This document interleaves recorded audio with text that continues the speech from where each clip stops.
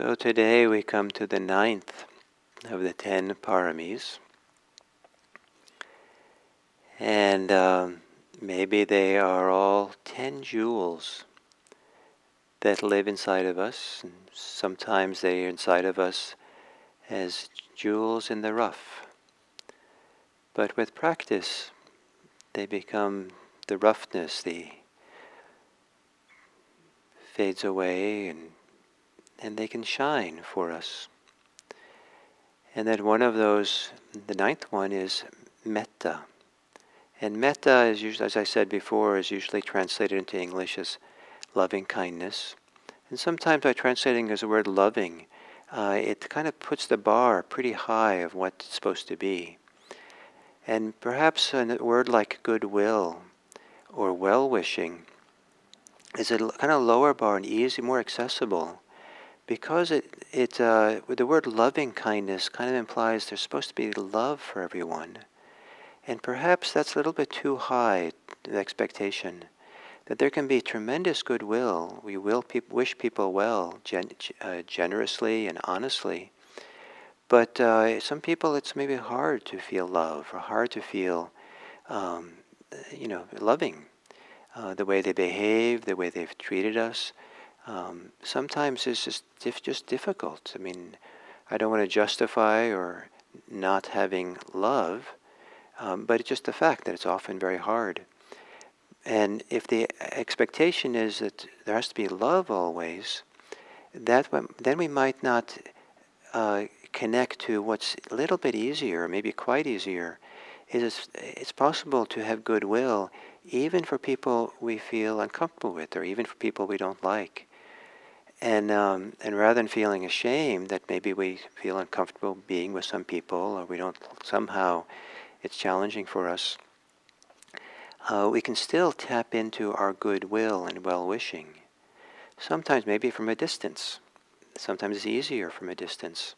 And when we're in the presence of someone who's challenging for us, maybe we have to kind of protect ourselves, take care of ourselves, or it's just too complicated to have the goodwill always present. Maybe someday you can have goodwill, loving kindness present, even for situations that are very difficult. But that's something that can build over time. But to set the expectation you're supposed to do that right away can just be very discouraging. But goodwill, we can have goodwill for our enemies, goodwill for the people who are angry for us. We don't have to love them. We don't have to invite them for tea. But we can step back and say, I sure wish this person, it goes better for this person. I sure hope this person can have a better life and happier life. And I think some of the way they're behaving represents the fact that they're unhappy. And I want them to be happy. But, that doesn't mean that I have to now, just ooze out with love. So the idea of goodwill and for others. So the Paramis, there's an ancient Theravada Buddhist text about the Paramis. It's called the Treatise on Paramis. And you can find it in a wonderful website called Access to Insight. It's a website of all kinds of Theravada Buddhist texts, including translations of the suttas. And Bhikkhu Bodhi has translated this treatise on the Paramis. And I'm very fond of the sections that talk about loving kindness or talk about metta. And I just wanted to read some of them to you, because I feel that probably some of this, they really speak to me, inspire me, these passages, and I think they can probably talk about loving kindness or metta, goodwill, maybe in a more richer way than I could. So this ancient commentary, maybe from the maybe 6th or 7th century, and Bhikkhu Bodhi translates it, and he translated it as loving kindness. So I'm going to keep it that way, even though it's not necessarily the only choice that works for people. Loving kindness is mentioned immediately after determination, because loving kindness perfects the determination to undertake activity for the welfare of others. And just that speaks to me so much. It seems like coming out of this practice that I've done, it just seems like the most natural thing to live a life for the welfare of others. That has the greatest meaning. And for me personally, I can't imagine living a life based on anything else. I made a choice almost 40 years ago when I became ordained as a Zen priest that I was going to live a life that was dedicated towards alleviating suffering in the world. Because loving kindness perfects the determination, so loving kindness is mentioned immediately after determination, because loving kindness perfects the determination to undertake activity for the welfare of others. B, in order to list the work of actually providing for the welfare of others right after stating determination to do so. For, quote, one determined upon the requisites of enlightenment abides in loving kindness.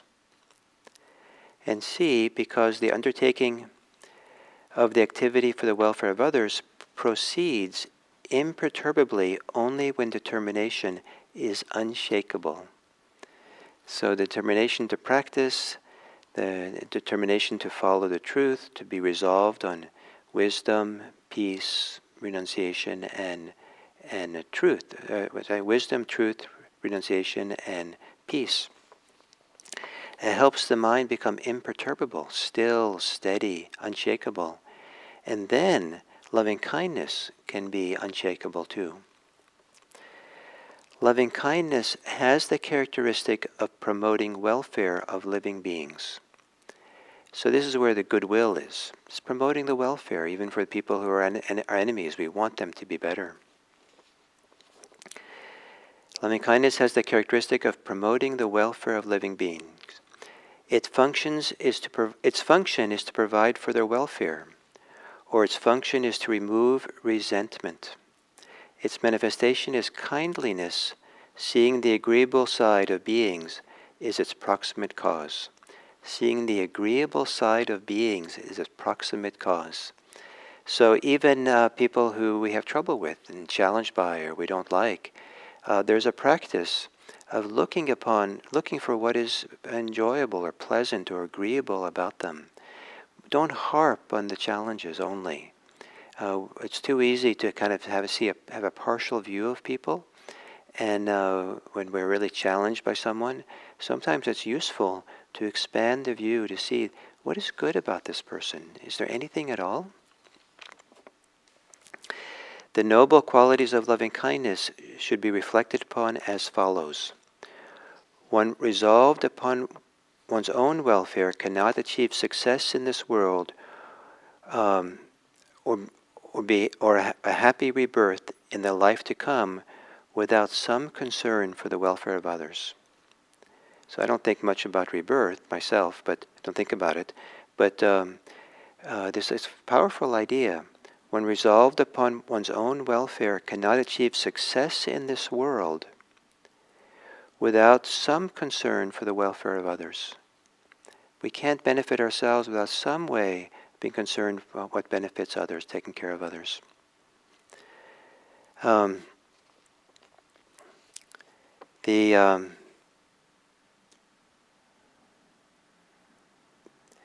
If you wish to ultimately lead all beings to Nibbana, you should begin by wishing for their mundane success here and now.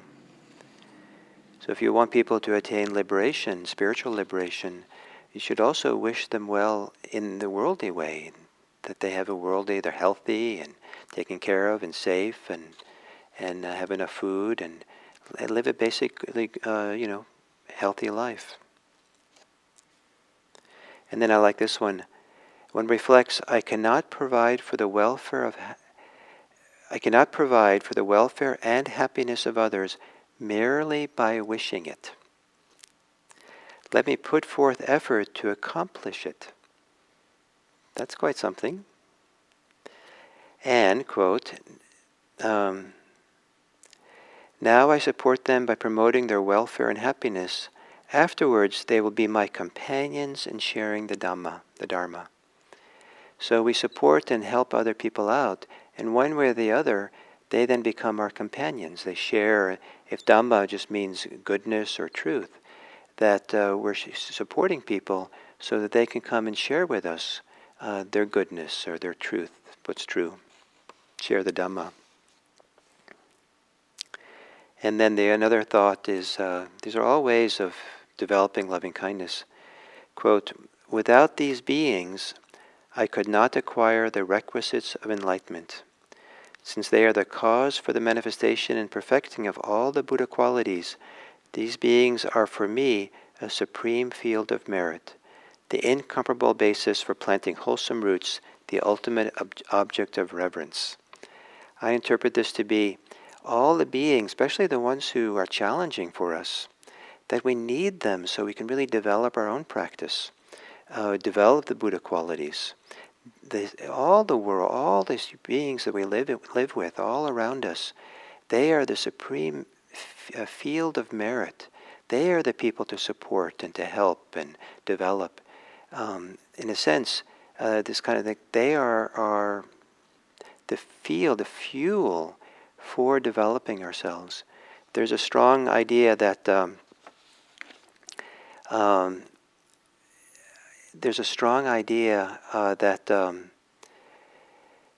and I think often for some meditators, that somehow meditation by itself is going to do all that we need in terms of developing in Buddhism. But we need people too. We need to be involved in some kind of contact with other people, to be concerned with their welfare, bump up against them, be polished by them, get smoothed out by them, be reflected in them. That the world of our social world is such an important part of Buddhist practice that without that, maybe we don't really develop as fully as we need to or can in order to attain full awakening.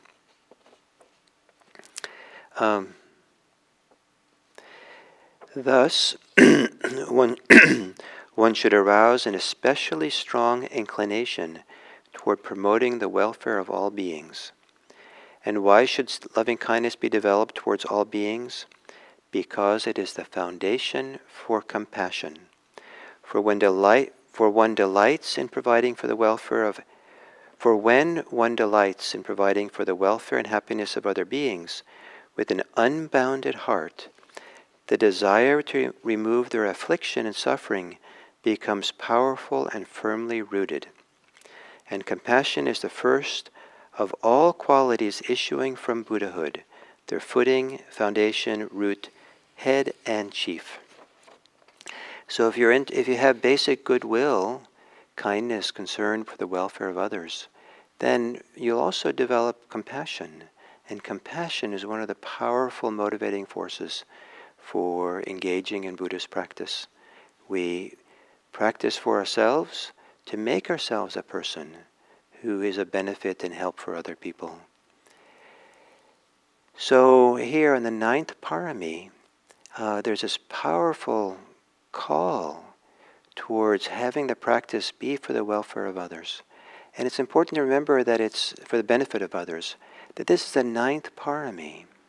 I have a lot of respect for the slow, steady practice. We practice with what we have, what our needs are, what our situations are. But we know it's good to know that as we practice, sooner or later, and maybe it's later, something will shift in our hearts, and we'll understand that our practice can only keep developing and growing in the field of the world of people around us, and caring for them, and having goodwill for them, and benefiting the world around us, and not just living for ourselves. So here, the 9th, after all these paramis, first 8, now we're coming to what's born inside, what gets germinates inside, these powerful forces of loving kindness and compassion. And may it be that for all of us, that as we keep practicing, the sprouts of loving kindness and compassion just keep growing and growing, so we can live for the welfare of the world. So thank you very, very much. And I just want to remind you that tomorrow, at 7:45, we'll have a community meeting for those of you who'd like, from the YouTube community. And we'll switch to Zoom, and that Zoom information will be posted on the chat. But it's already on the IMC calendar, and also on the What's New section of IMC's little notice for this community meeting we have. And so if you want to prepare yourself, you can see where the Zoom link is with the password. And I'll talk about it again tomorrow. Thank you.